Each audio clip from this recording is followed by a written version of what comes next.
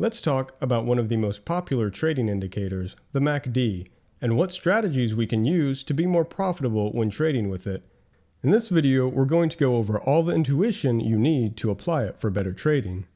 The MACD is actually a fairly simple indicator, yet it can still provide us useful insight for trading if we understand how to use it effectively. The best way to understand what strategy and methods we should use is to start by understanding how the MACD itself works, and then we can build intuition for exactly how to use it. If you understand subtraction and what an average is, you already have almost all the knowledge you need to fully understand the MACD, and knowing how it works is the key to using it to take better trades.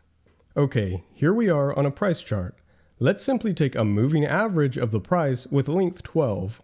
Remember, a moving average is just an average of all the previous price points within the length window. So at each point in time, we're taking an average of the most recent 12 price points. The white line over the price is the length 12 moving average. That's simple enough. Now let's do the same thing, but instead of a window length of 12 for our moving average, let's double the length and create a moving average with a length of 26. That's the purple line. Okay, now we have one long and one short moving average. These two lines are not the MACD, but we're getting close. The long and short averages represent the slow and fast inputs to the MACD. The longer average purple line is the slow line, and the shorter average white line is the fast line. But what would happen if we were to subtract these two lines from each other? Let's try it. We're going to subtract the slow line from the fast line at each point to get a new line. So we've subtracted the 12 period moving average minus the 26 period moving average, and now we have a new line down here, which is this blue line. Let's think about how this new line behaves. If the white and purple line are the same value, what would our new line be? Well, just 0, since the same value minus itself is 0. If the white line crosses over the purple line, the blue line would now be positive, and how far it goes up depends on how far the white line is from the purple line. We get the same behavior if the white line crosses below the purple line, just with negative values. You can see that behavior here. When these are the same value, we get to the 0 line on the blue line. When the white and purple line are a larger distance from each other, we get a larger distance on the blue line. Since our fast white line reacts quicker to changes in price than our slow purple line, a change in direction of price will cause the white line to cross the purple line in the new direction. You can see this change in price caused the white line to cross down to the purple line, and we cross down here. A more sudden and rapid change in price will cause the lines to be separated further, thus making our blue line that represents the difference between them have a more extreme value. The blue line actually represents the MACD line itself. But what about the other line we see on the MACD? That line is called the signal line, and all it is a moving average of the MACD line. Just like we were taking the moving average of the price, we take one of the blue line we created. The new orange signal line is a moving average of the blue MACD line with a window length of 9. A common way to take trades with the signal line is to wait until the blue MACD line crosses over or under the signal line. Since the signal line is an averaged version of the MACD line, it will lag behind sudden changes, giving the MACD line an opportunity to cross over it. Here you can see the blue MACD line cross below the orange signal line, signaling a change in momentum, and you can see the corresponding price movement. This leads us to our last component of the MACD, the histogram. All the histogram represents is the distance between the MACD and signal line.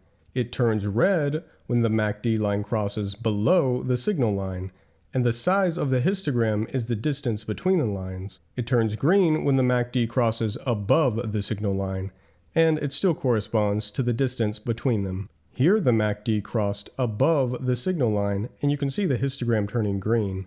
And when we have a large distance between the two lines, we have a large value on the histogram. Just like in my previous video about the RSI, I chose to say moving average for simplicity, since it is technically a moving average. But for every line we created, we actually used the exponential moving average. The exponential moving average simply weights more recent data points as more important than older ones, unlike a regular moving average which weights all of them equally. If that sounds confusing, don't worry. Just think of it as a moving average that reacts more quickly to changes. The first strategy we can use with the MACD is using the signal line cross as an indicator of momentum or trend. Like we talked about before, if the MACD line crosses the signal line, we think of it as a momentum in that direction. This is what the histogram represents.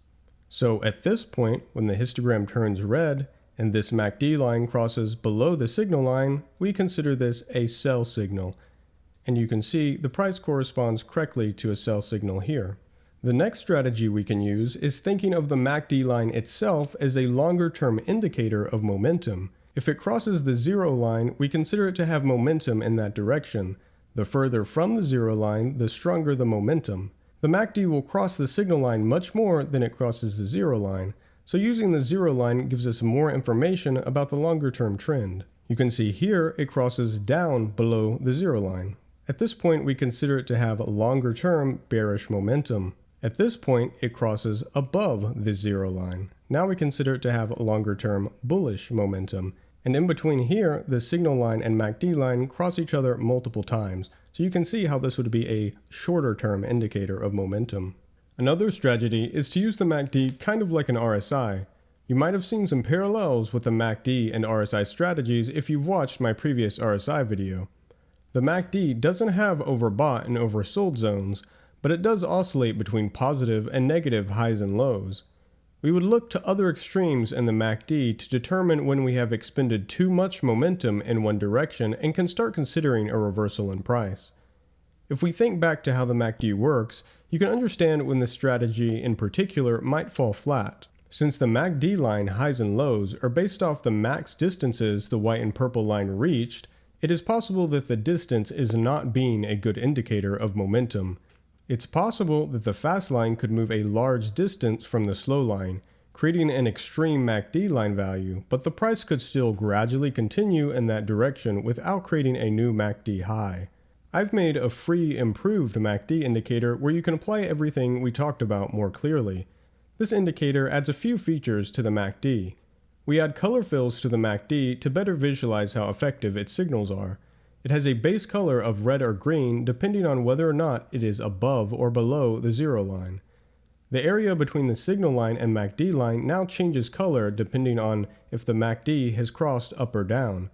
The bar color also corresponds to the MACD and signal line color to see exactly how the price moves with the MACD signals. Lastly, I've added these dynamic yellow bands which are similar to the upper and lower RSI thresholds. Just like the RSI, you can change the upper and lower thresholds to better fit the market. Red and green circles automatically appear when the MACD crosses these bands and then changes color, signaling a possible direction change. At this point, our MACD line has crossed above our yellow upper threshold, and then it crosses down below the signal line, printing this red circle right here denoting a sell signal. I put a link to this free indicator in the description for you to add to your charts. Also, if you're interested in some more advanced indicators, there's a link to the Quantifica Patron in the description where you get access to the whole library of Quantifica indicators. If you found this video useful, a like would be greatly appreciated. If you want to see more videos like this, go ahead and subscribe. Thanks for watching.